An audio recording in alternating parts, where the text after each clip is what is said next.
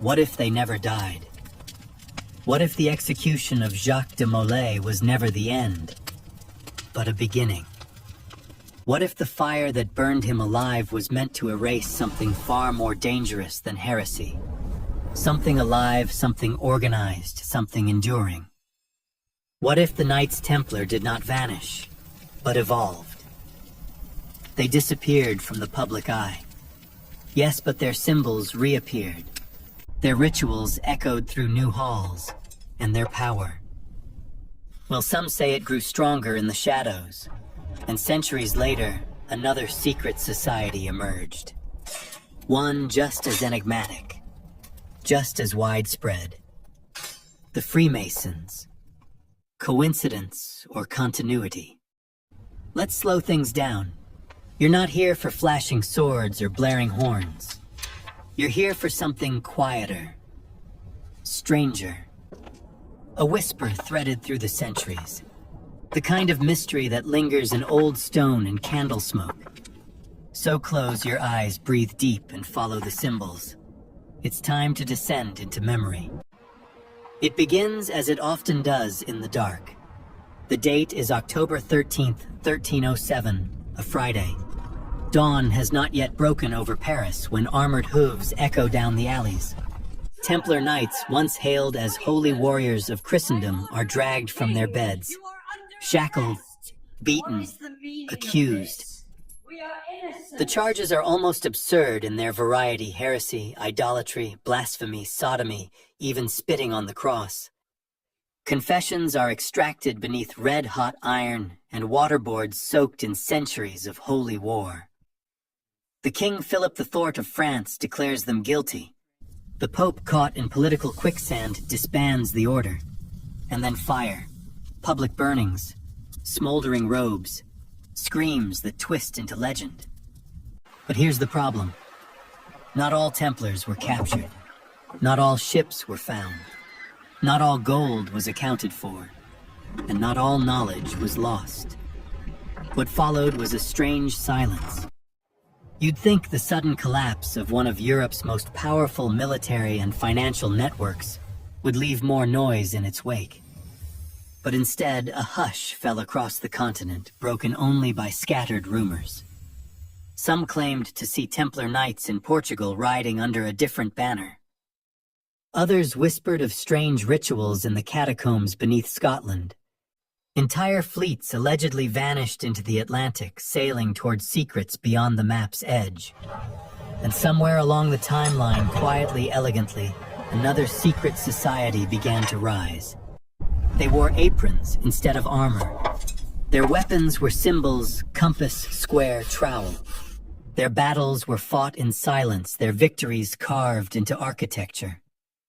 And their obsession with ancient knowledge, sacred geometry, and the Temple of Solomon unmistakable. The Freemasons became many things: builders, revolutionaries, philosophers. But the question has never gone away. Who taught them?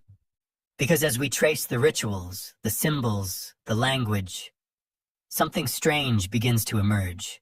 A shadow, a continuity. What if the Freemasons didn't create something new? What if they inherited something very old tonight? You'll follow a thread that stretches from burning stakes in Paris to secret rooms beneath Washington, D.C. You'll hear the clash of swords beneath Masonic oaths.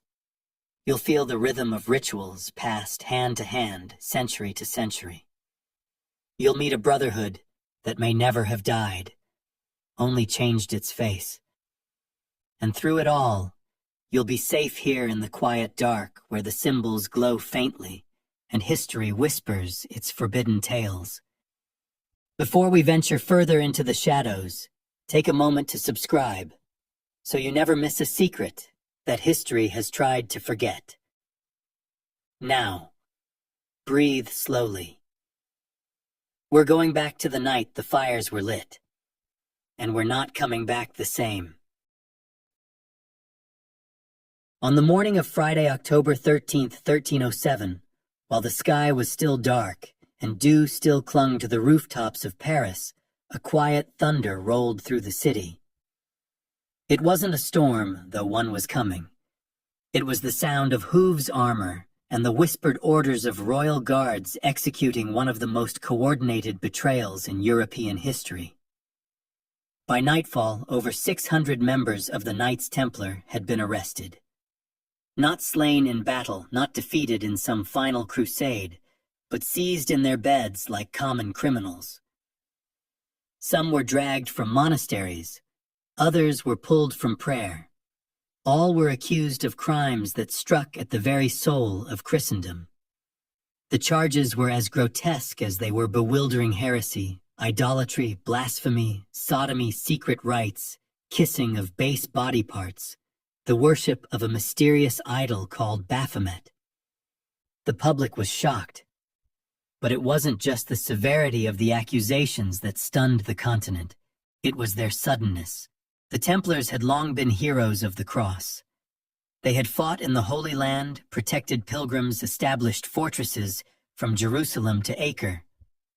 They had acted as bankers, diplomats, and emissaries. They answered to no king, only the Pope. And now the Pope, under pressure from King Philip IV of France, was silent, complicit, terrified. Philip's motives were hardly spiritual. He was deeply in debt to the order. The Templars had financed his wars, supported his rivalries, and now stood as a financial threat, not just a religious one. But where the sword of war failed, the poison of rumor succeeded. Torture brought confessions, screamed under duress, extracted with fire and fear. And those confessions were used to justify the dissolution of one of the most powerful organizations in medieval Europe.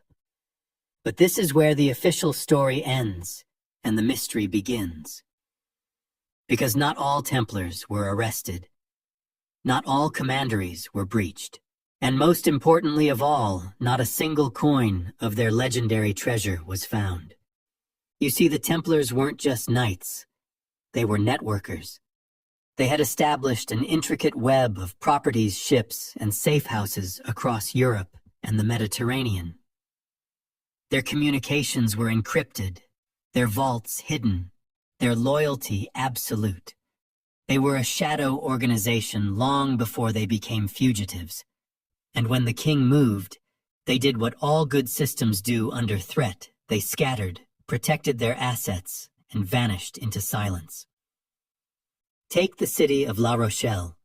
It was the Templars' primary naval port in France, a bustling harbor with docks deep enough for their heavy cargo ships.